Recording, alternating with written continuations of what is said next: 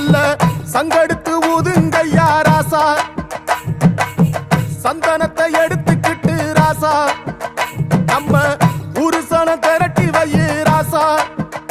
அந்த ஒத்தையடி பாதையில அவன் ஓடி வரான் காள மாட, அங்க உச்சி பானை ஒசரத்துல அவன் ஆடி வரான் காள மாட.